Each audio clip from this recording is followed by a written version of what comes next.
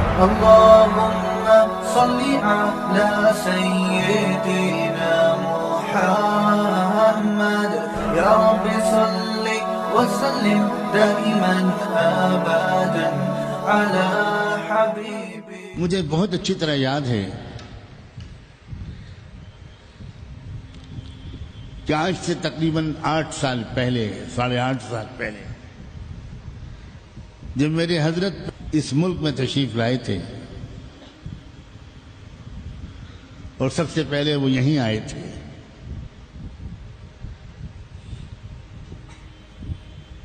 تو انہوں نے مجھے بٹھا کر تفصیل سے فرمایا کہ دیکھیں میں اس ملک میں آیا ہوں اور آپ نے ملک کے مختلف مقامات پر آپ نے اور دوسرے اور رفقا نے مختلف مقامات پر میرے پروگرام رکھے ہیں، تو یہاں کے حالات کے لحاظ سے، ضروریات کے لحاظ سے آپ مجھے مشورہ دیں کہ کن موضوعات پر مجھے گفتگو کرنی چاہیے. اب ایک شخص جو جہاں دیدہ ہے، جو مشرق و مغرب کی سیر کر چکا ہے اور کروڑوں لوگوں سے مخاطب ہو چکا ہے، جو صاحب نظر بھی ہے، تجربے کار بھی ہے،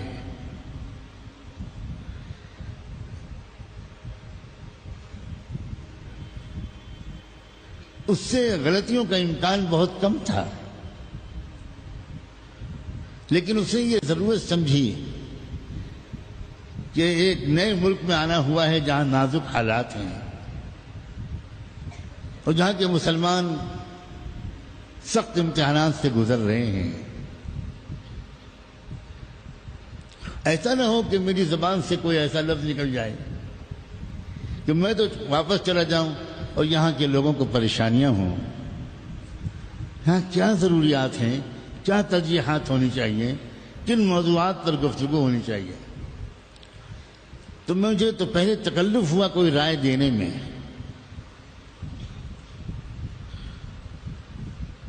لیکن فرمایا کہ نہیں، یہ تکلف اور تواضع کا محل بالکل نہیں ہے. آپ اچھی طرح سوچ سمجھ کر مجھے موضوعات لکھ کر دیجئے، کن موضوعات پر مجھے یہاں بات کرنی چاہیے.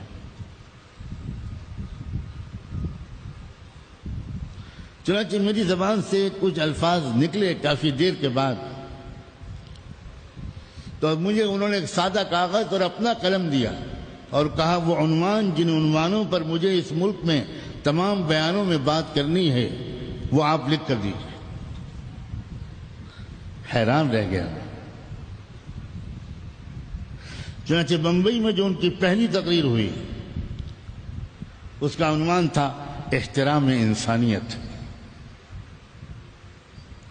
لوگ سننے آئے تھے کچھ لوگ کہ لطائف ستہ پر بیان ہوگا،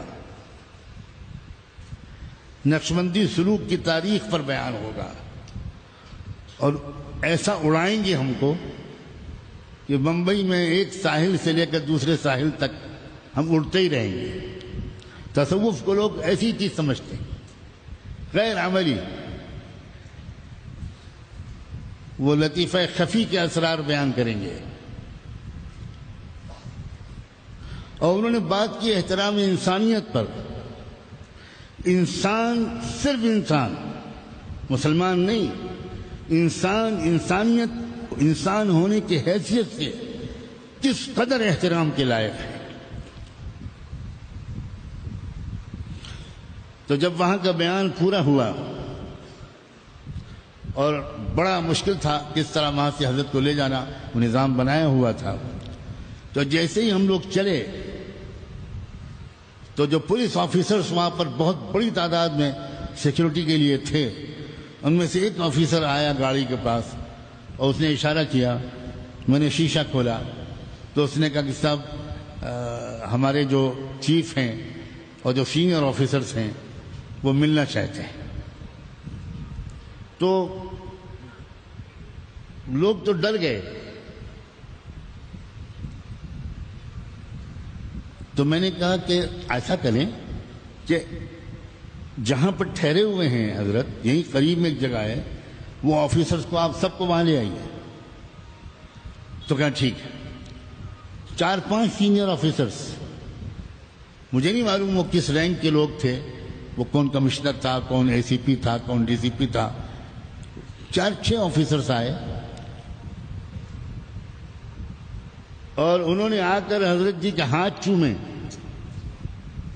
اور انہوں نے کہا کہ ہم کو اتنا ڈرا دیا گیا تھا اور ہم سے کہا گیا تھا کہ یہ ہوگا وہ ہوگا. ہم ہاتھ جوڑ کے آپ سے کہتے ہیں صاحب، آج آپ نے جو بات بیان کی ہے بھارت کے ہر چپے میں بیان کر دی.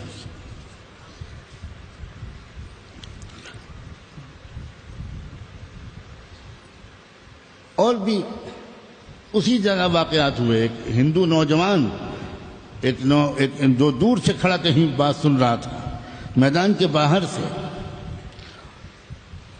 دوڑتا ہوا آیا. جب دعا ہو گئی اور لوگوں نے روکا اس کو، پتہ نہیں کس ارادے سے آ رہا ہے، تو اللہ نے میرے دل میں ڈالا. میں کہا نہیں تو اس کو بلاؤ.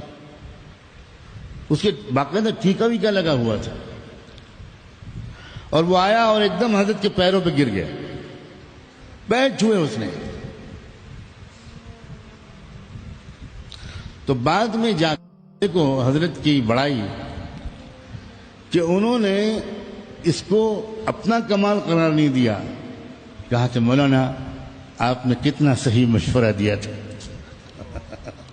میرا کیا مشورہ، میرا کیا وجود.